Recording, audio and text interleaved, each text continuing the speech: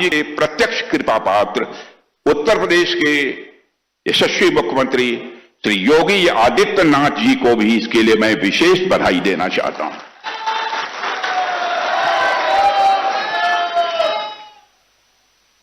देवियों और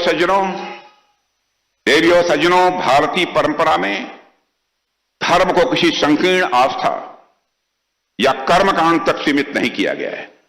भारतीय परंपरा में धर्म को किसी संकीर्ण आस्था या कर्मकांड तक सीमित नहीं किया गया है, बल्कि उसे जीवन की संपूर्ण व्यवस्था के रूप में देखा गया है। और जब धर्म को साकार रूप में देखना हो तो श्री राम का चरित्र अपने आप स्वाभाविक रूप से सामने आकर खड़ा हो जाता है। महर्षि वाल्मीकि ने भी राम को विग्रहवान धर्म कहा है। महर्षि वाल्मीकि ने भी राम को विग्रहवान धर्म कहा है, अर्थात धर्म स्वयं यदि देह धारण करे तो वह राम होगा। धर्म यदि स्वयं देह धारण करे तो कौन होगा? कौन होगा? कौन होगा? कौन होगा? कौन होगा? कौन होगा? देवियों सज्जनों, कर्तव्य परायणता के कोई साक्षात स्वरूप हैं तो वह हैं हमारे राम। कर्तव्य परायणता के कोई साक्षात स्वरूप हैं तो वह हैं हमारे राम। नीति के कोई साक्षात स्वरूप हैं तो वह हैं हमारे राम। मर्यादा के कोई साक्षात स्वरूप हैं तो वह हैं हमारे राम। और धर्म के कोई साक्षात स्वरूप हैं तो वह हैं हमारे राम।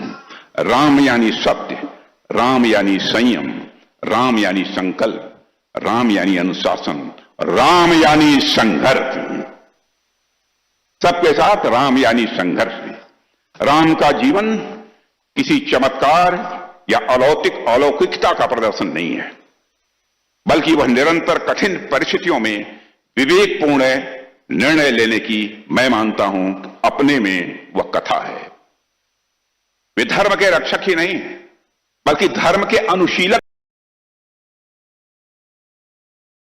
उनका धर्म परिस्थितियों के साथ प्रश्न करता है।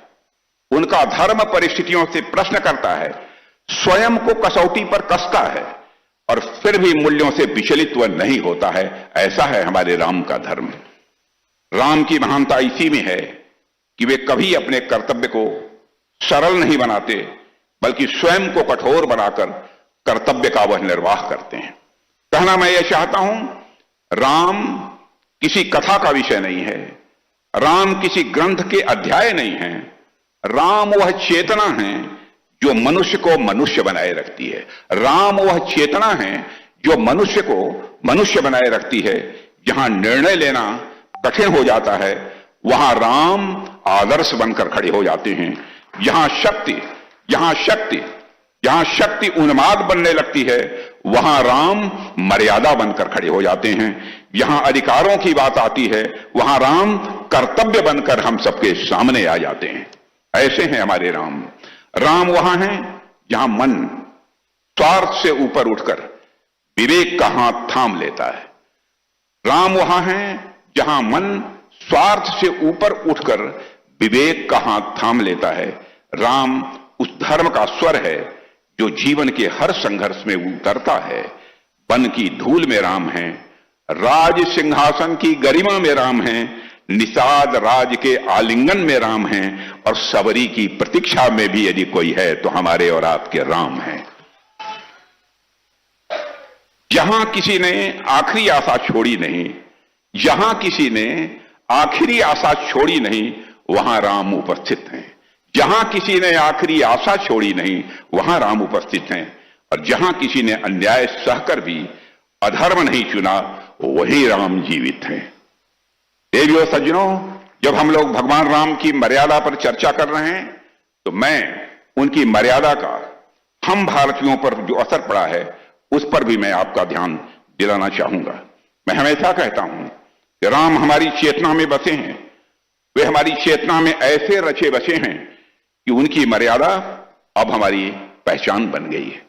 भगवान राम हमारे इतिहास के सबसे महान योद्धाओं में से एक थे, लेकिन उतने महान होने के बावजूद उन्होंने युद्ध में भी एक किस्म की मर्यादा सदैव रखी है। ऐसे थे हमारे राम। राम शत्रु से युद्ध करते हुए भी अपनी मर्यादा नहीं लांघते हैं।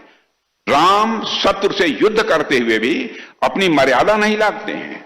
जब युद्ध भूमि में राम नागपाश जैसे दिव्यास्त्रों के प्रभाव में आते हैं तो वे उसे अस्वीकार नहीं करते, बल्कि उसकी शक्ति और नियमों को वह स्वीकार करते हैं।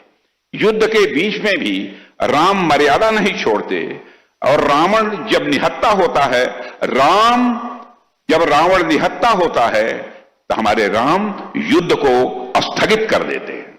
ऐसे हैं मर्यादा पुरुषोत्तम भगवान राम। राम जानते हैं कि मर्यादा टूटे, राम जानते हैं मर्यादा टूटे तो विजय भी पराजय बन जाती है। ऐसे हैं हमारे राम।